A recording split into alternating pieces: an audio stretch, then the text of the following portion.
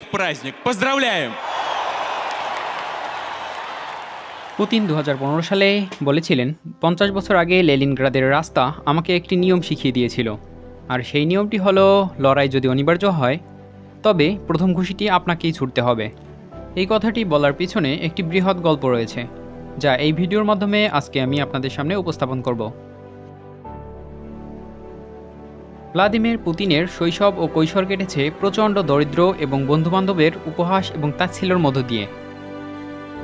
তবে সেই জীবনই তাকে দৃঢ় প্রতিজ্ঞ হওয়ার শক্তি দিয়েছে। ধীরে ধীরে তিনি নিজেকে গড়ে তুলেছেন ইস্পাত দৃঢ় ব্যক্তি। সোভিয়েত ইউনিয়নের পতনের পর রাশিয়া নতুন করে ঘুরে দাঁড়িয়েছে এই পুতিনের নেতৃত্বে। পুতিনের জন্ম হয় ১৯৫২ সালে ৭ই অক্টোবর তখনকার লেনিনগ্রাদে।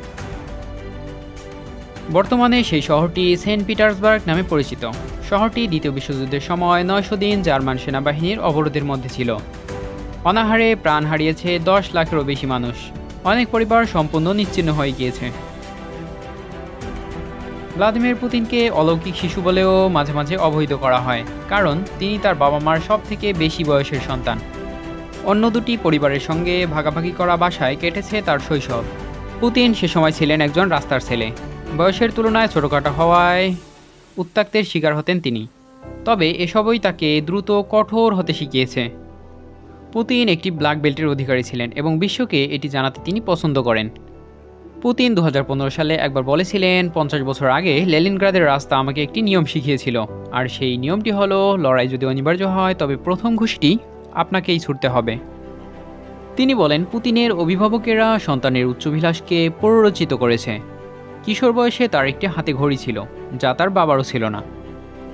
পুতিনের বাবা মা একটি গাড়ি জিতে নেওয়ার পর সেটি সন্তানদের দিয়ে দেন বলে জানা গেছে।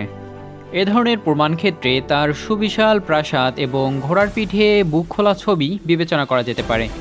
অতি সম্প্রতি ফরাসি প্রেসিডেন্ট ইমানুয়েল ম্যাক্রনকে একটি লম্বা টেবিলের অপর প্রান্তে হাস্যকরভাবে বসিয়ে পুতিন যেন তার নিজস্ব শ্রেষ্ঠত্ববোধের প্রকাশ ঘটিয়েছেন।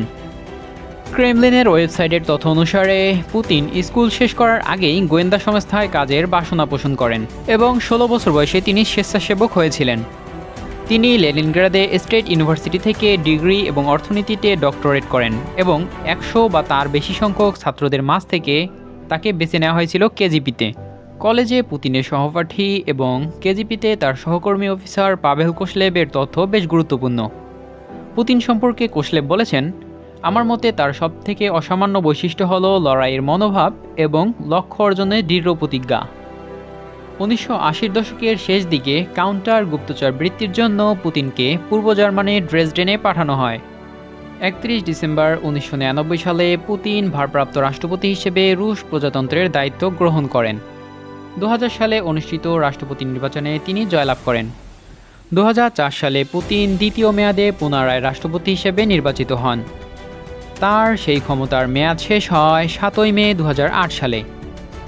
কিন্তু সাংবিধানিক সীমাবদ্ধতাজনিত কারণে পুতিন ধারাবাহিকভাবে তৃতীয় মেয়াদের জন্য রাষ্ট্রপতি হিসেবে দায়িত্ব পালন করতে পারবেন না। ৮ই মে ২০০৮ সালে প্রধানমন্ত্রী হিসেবে দাপ্তরিক দায়িত্ব গ্রহণ করেন তিনি। ২০১২ সালে রাষ্ট্রপতি নির্বাচনে প্রতিদ্বন্দ্বিতা করে তিনি তৃতীয় মেয়াদে জয়লাভ করেন এবং তার এবারের মেয়াদকাল ছিল ৬ বছর।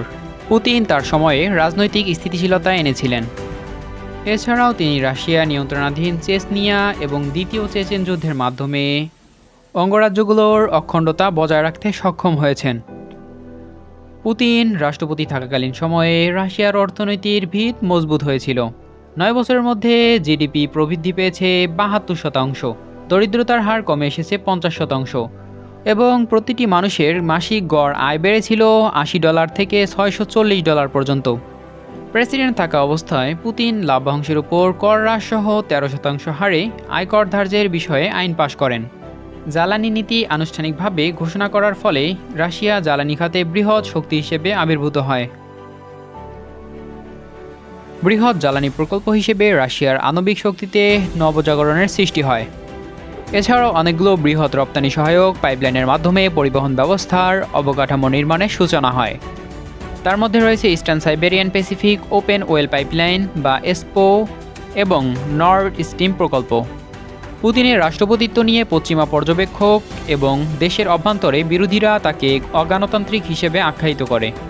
কিন্তু দেশের আইন শাসন প্রবর্তন এবং স্থিতিশীলতা অধ্যয়নের প্রেক্ষাপটে রুশ সমাজ ব্যবস্থায় তিনি ব্যাপক জনপ্রিয়তা অর্জন করেন। পুতিনের ক্ষমতা গ্রহণের আগ পর্যন্ত রাশিয়া একটি ভঙ্গুর দেশ হিসেবে বিশ্বে পরিচিত ছিল। পুতিন ১.৫ দশকের বেশি সময় ধরে রাশিয়াকে নিজ হাতে গড়ে তুলেছেন, জনগণের জীবনযাত্রার মান উন্নয়ন করেছেন, রাশিয়ার ভাবমূর্তি ও সম্মান বিশ্বমঞ্চে পুনরুদ্ধার করেছেন। রাশিয়াও নিজেকে আবারও বিশ্বের একটি অন্যতম সুপার পাওয়ারে পরিণত করেছেন।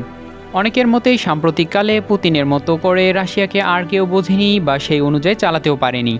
তেল, গ্যাস, তামা এবং অ্যালুমিনিয়ামের মতো প্রাকৃতিক সম্পদগুলোর সঠিক ব্যবহার পুতিন নিজ দায়িত্বে নিশ্চিত করেছেন। স্পাই হিসেবে নিজের সাবেক কাজের অভিজ্ঞতাকে কাজে লাগিয়ে তিনি রাশিয়ান ইন্টেলিজেন্সকে ঢেলে সাজিয়েছেন। লেনিনগ্রাদে অবস্থানকালীন যুবক বয়সে পুতিন বেশ কয়েকবার জুডো এবং মার্শাল ল খেলায় চ্যাম্পিয়ন হয়েছিলেন। রাশিয়ার ক্রীড়া উন্নয়নেও তিনি ব্যাপক ভূমিকা রেখেছিলেন। ২০১৪ সালে সোচিতে অনুষ্ঠিত শীতকালীন অলিম্পিক রাশিয়ায় আয়োজনের লক্ষ্যে তিনি ব্যাপক ভূমিকা রেখেছিলেন। পুতিন বলেছেন, কেজিপির কেরিয়ার তাকে রাশিয়ার প্রেসিডেন্ট হিসেবে দায়িত্ব পালনের জন্য প্রস্তুত করেছিলেন। কঠোর সেই জীবনের শৃঙ্খলা এখনও পরিষ্কার ধরা পড়ে, কারণ তিনি প্রতিদিন ১৬ থেকে ১৮ ঘন্টা কাজে ডুবে থাকেন। পুতিনের বিপুল কর্মনিষ্ঠা কিন্তু নেতিবাচক প্রভাব ফেলেছেন তার পারিবারিক জীবনে। ২০১৬ সালে পুতিন ও লিউডমিলার বিচ্ছেদ হয়। কথিত আছে, সংসার ভাঙার কারণ হিসেবে লিউডমিলার বলেছিলেন, আমরা একে অপরকে খুবই কম দেখতে পাই। ভ্লাদিমির তার কাজ নিয়ে সারাক্ষণ ডুবে থাকে, আর এটাই আমাদের দাম্পত্য জীবনের শেষ সীমানায় নিয়ে এসেছে।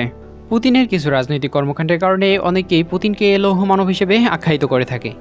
ভিডিওটি ভালো লাগলে অবশ্যই লাইক করবেন, কমেন্ট করে জানাতে পারেন আপনার মূল্যবান মতামত। ভিডিওটি বন্ধুবান্ধবদের সাথে শেয়ার করতে পারেন এবং আমাদের চ্যানেল নতুন হলে সাবস্ক্রাইব করে পাশে থাকার অনুরোধ রইল। দেখা হতে পারে পরের কোনো ভিডিওতে। ততক্ষণে ভালো থাকুন, ভালো রাখার মালিক সৃষ্টিকর্তা, আপনি প্রভাবক। ধন্যবাদ।